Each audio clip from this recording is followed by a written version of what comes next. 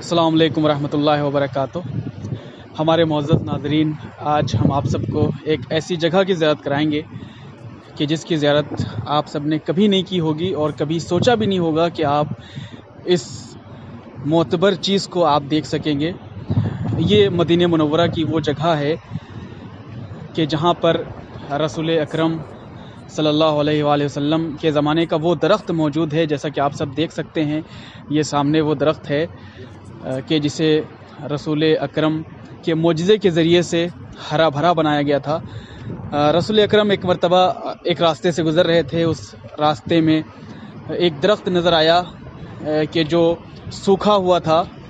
रसूल अकरम बहुत थके हुए थे, उस दरख्त के नीचे जाके बैठे तो खुदावंद आलम ने अपने हबीब की थकावट को देखकर और उसकी इस ताब को देख करके उस दरख्त को हरा भरा बना दिया और वो दरख्त छांवदार बन गया।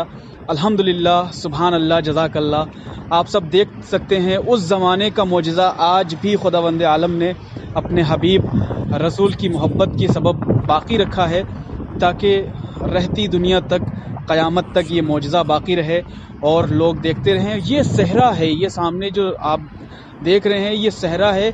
इस सहरा में कहीं दूर दूर तक आपको कोई दरख्त नज़र नहीं आ रहा है, लेकिन परवरदिगार आलम ने इस सहरा में इस दरख्त को कितना हरा भरा बना कर रखा हुआ है। और ये दरख्त उस ज़माने का है कि जिस ज़माने में रसूल अकरम इस सरज़मीन पे ज़िंदगी बसर किया करते थे।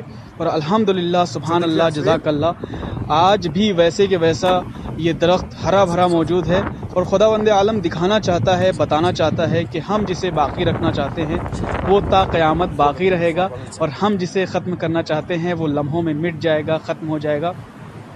आप सब लोग देख सकते हैं इस सहरा में दूर दूर तक कहीं भी कोई दरख्त, कोई पेड़ नहीं नज़र आ रहा है, सिर्फ सहरा है और सहरा है। लेकिन ये दरख्त कितना हरा भरा है। और अल्हम्दुलिल्लाह, सुभान अल्लाह, हम्द है उस ज़ात की और रसूल अकरम सल्लल्लाहु अलैहि वसल्लम पे सलवात व सलाम,